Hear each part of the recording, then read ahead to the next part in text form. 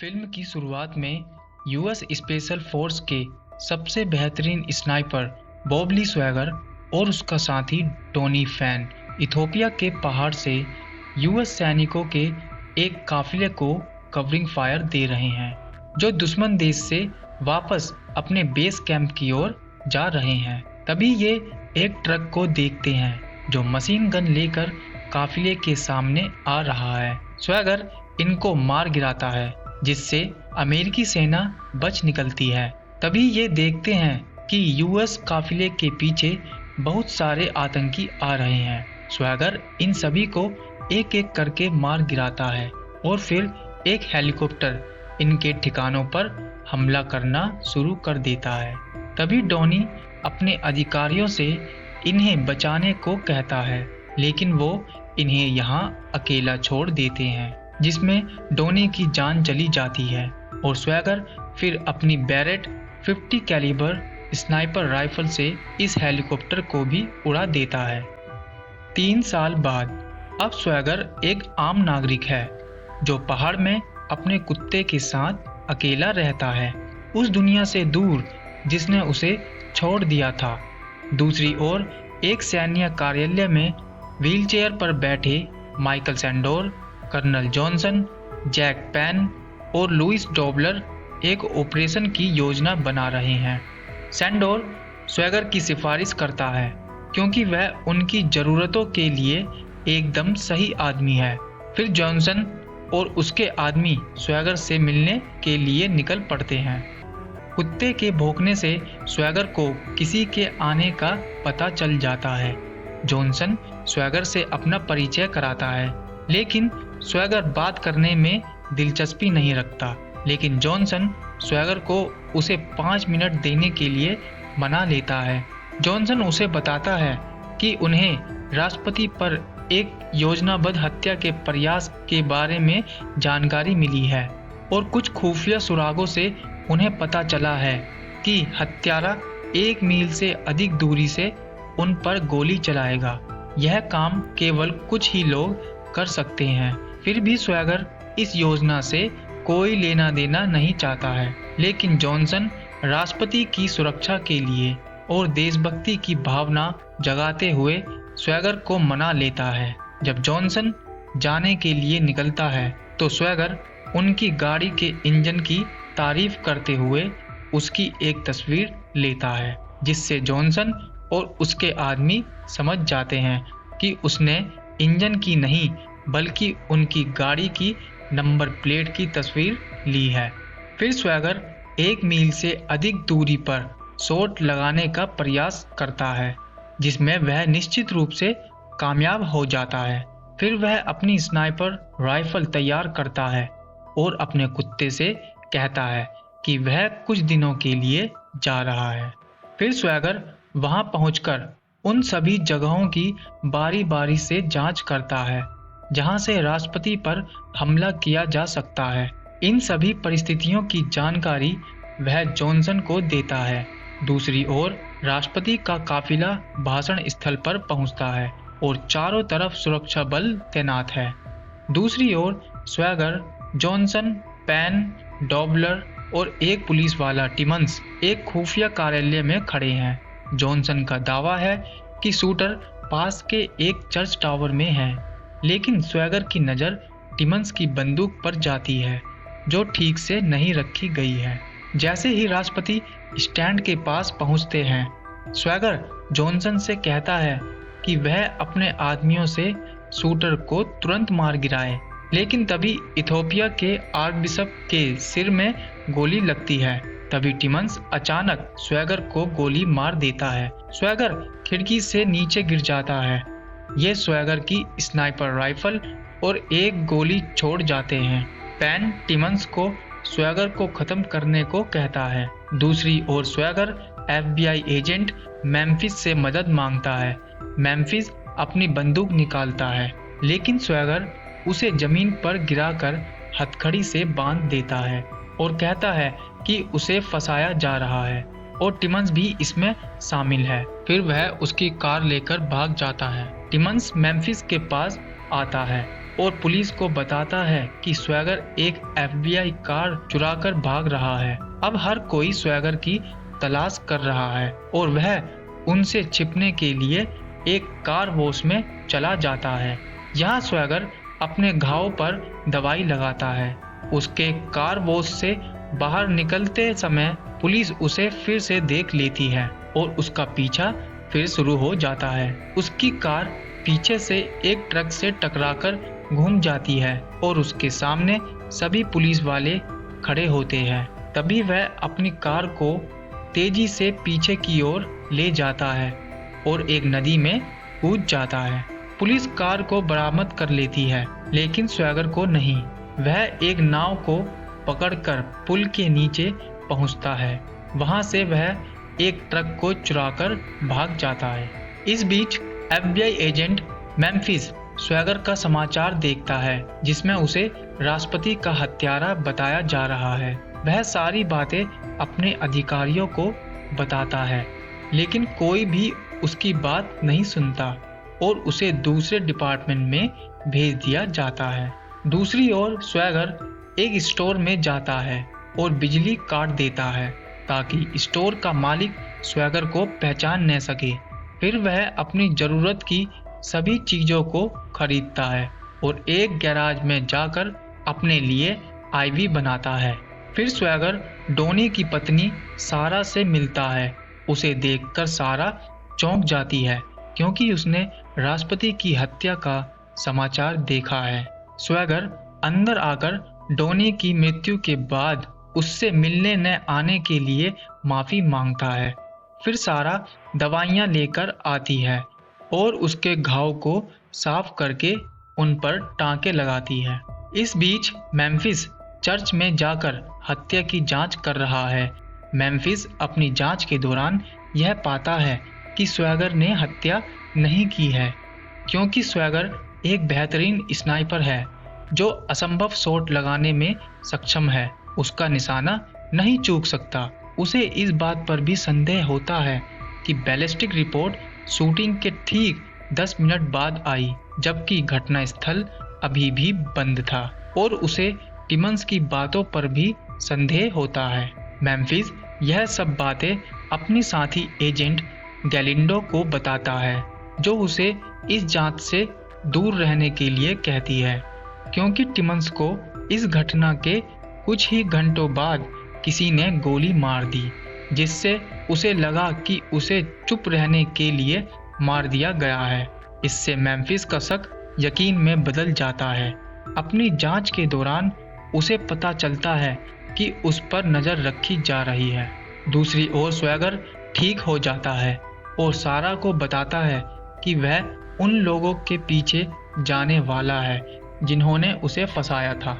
सारा उसे बताती है कि समाचार रिपोर्ट कह रही है कि स्वैगर ने अपने कुत्ते को मार डाला और राष्ट्रपति को मारने की कोशिश की। स्वैगर इस बात से दुखी है कि उन्होंने उसके कुत्ते को मार दिया। सारा उसे डोनी की राइफल देती है। स्वैगर उसे मेम्फिस के पास सभी सबूतों को पहुंचाने के लिए भेजता है। दूसरी तरफ वो लोग मेम्फिस को उठाकर ले जाते हैं और उसे बहुत मारते हैं। तभी स्वैगर की एंट्री होती है और वो एक एक कर सबको मार गिराता है और मेम्फिस को उनसे बचा लेता है। अब मेम्फिस स्वैगर का साथी है। फिर ये एक पुराने निशानेबाज विशेषज्ञ से मिलते हैं।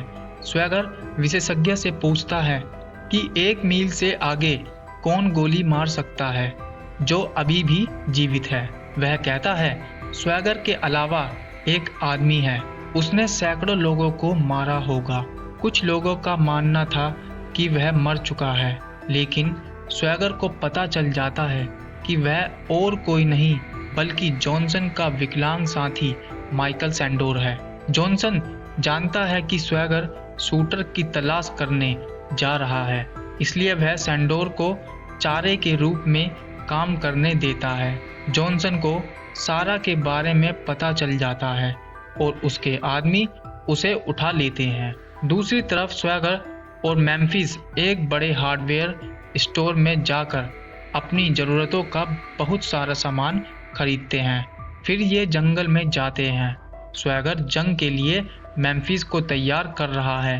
वह उसे राइफल चलाना सिखाता है और बहुत सारे बम बनाकर तैयार करते हैं। दूसरी तरफ जॉनसन भ्रष्ट सीनेटर चार्ल्स मेचम से मिलता है और सैनिकों द्वारा स्वैगर को मारने की मंजूरी लेता है। स्वैगर को पता चलता है कि सैंडोर कहाँ है और ये हमले की योजना बनाते हैं।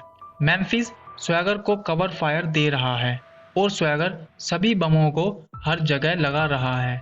वह एक एक कर सभी को मारकर सैंडोर के घर में घुस जाता है। सैंडोर अब बिल्कुल अकेला है और स्वैगर को बताता है कि वास्तव में क्या हुआ था।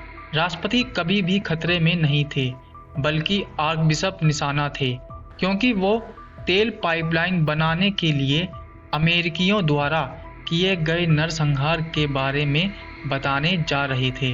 आर्कबिशप को मारने का सबसे अच्छा तरीका यह दिखाना था कि राष्ट्रपति पर एक असफल प्रयास जिसमें स्वैगर को फंसाया गया, क्योंकि स्वैगर अनजाने में उस नरसंहार का हिस्सा था, क्योंकि इथोपिया में डोनी और स्वैगर ग्रामीणों की हत्या करने वाले सैनिकों को कवर फायर कर रहे थे, जिसके बारे में स्वैगर और डोनी को नहीं पता था।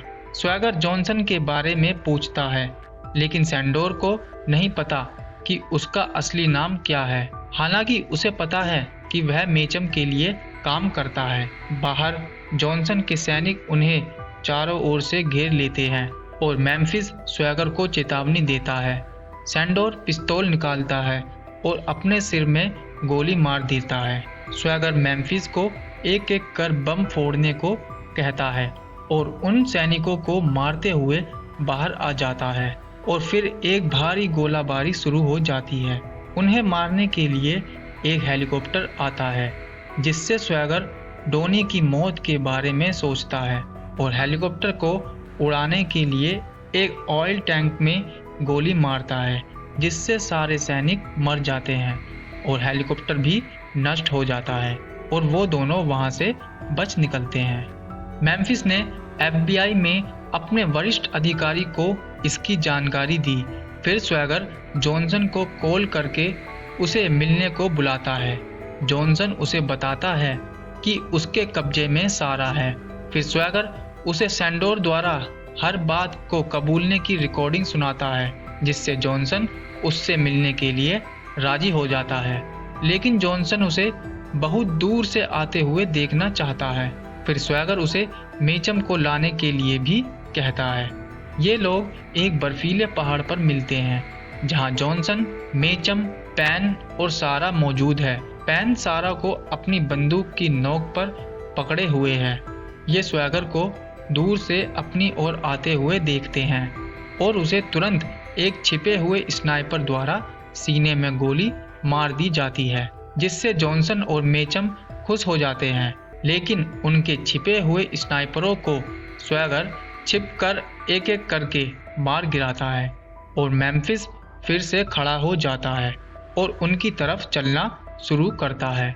स्वैगर पैन की बंदूक पर गोली मारता है, जिससे उसका अंगूठा उड़ जाता है और फिर स्वैगर उसका हाथ भी उड़ा देता है। स्वैगर आखिरकार उन्हें दिख जाता है और वह उनकी तरफ बढ़ते हुए उनके पास पहुंचता है। सारा पिस्तौल पकड़ती है और पैन को गोली मार देती है। मेम्फिस द्वारा FBI को उस जगह की लोकेशन भेजकर उन्हें आने को कहा जाता है। FBI को देखकर स्वैगर रिकॉर्डिंग को जला देता है। मेम्फिस कहता है कि वह उसके निर्दोष होने का एकमात्र सबूत था, लेकिन स्वैगर कहता है कि यहाँ कोई भी निर्दोष नहीं है और केवल वही जानता है कि जिसकी ये रिकॉर्डिंग है वह मर चुका है। इन्हें इससे सजा नहीं मिलेगी और ये दोनों बच जाते हैं। तभी FBI वहां पहुंच जाती है और स्वैगर को गिरफ्तार कर लेती है। कुछ समय बाद ये सभी न्याय विभाग में उपस्थित होते हैं, जहां अटॉर्नी जनरल, जॉनसन, मेम्फिस और सारा मौजूद है। उसके सामने उसकी स्नाइपर राइफल रखी है। वह उनसे पूछता है कि मेरी राइफल के साथ कोई छेड़खानी तो नहीं हुई। वो कहते हैं नहीं, और अपनी बेगुनाही साबित करने के लिए स्वैगर मेम्फिस पर अपनी स्नाइपर राइफल चलाता है, लेकिन उसमें से गोली नहीं निकलती। तब स्वैगर उन्हें बताता है कि मैंने अपनी सभी राइफलों की फायरिंग पिन निकाल रखी है, जिससे स्पष्ट होता है कि उस घटना में इस राइफल का इस्तेमाल नहीं हुआ है और स्वैगर निर्दोष है। फिर स्वैगर और मेम्फिस उन्हें जॉनसन का अपराध बताते हैं, जिसमें उसने इथोपिया में लोगों को मरवाया था, लेकिन अटॉर्नी जनरल के पास कोई अधिकार क्षेत्र नहीं है क्योंकि जॉनसन ने यह घटना किसी दूसरे देश में की होती है। फिर जॉनसन वहां से भी बच निकलता है। अटॉर्नी जनरल स्वैगर से कहते हैं कि कभी कभी न्याय निष्पक्ष नहीं होता और उसकी ओर देखते हुए इनडायरेक्ट वे में उसको अपना काम पूरा करने को कहते हैं और उसको छोड़ देते हैं, यह विश्वास करते हुए कि वह निर्दोष है। कुछ समय बाद जॉनसन, मेचम और डॉबलर जीत का जश्न मनाते हैं। तभी एक गार्ड ऊपर से गिरता है और उन्हें स्वैगर के आने का पता चल जाता है। स्वैगर जॉनसन के सीने में गोली मार देता है। तभी डॉबलर लाइट बंद कर देता है। स्वैगर नीचे से डॉबलर के घुटने में गोली मारता है और गार्ड को भी मार गिराता है। फिर वह मेचम के पास जाता है और वह कहता है कि मैं एक सीनेटर हूँ, तुम ऐसा नहीं कर सकते। तभी स्वैगर अपनी पिस्तौल से उसका दिमाग उड़ा देता है और उसे जॉनसन के हाथ में थमाकर गैस पाइपलाइन तोड़कर बाहर आ जाता है। जैसे ही वह बाहर आता है, गैस लाइन में बहुत तेज विस्फोट होता है और वो सब मर जाते हैं। अंत में स्वैगर गाड़ी में बैठता है और सारा के साथ चला जाता है। अगर आपको ये वीडियो पसंद आई हो तो वीडियो को लाइक करें और चैनल को सब्सक्राइब करना न भूलें।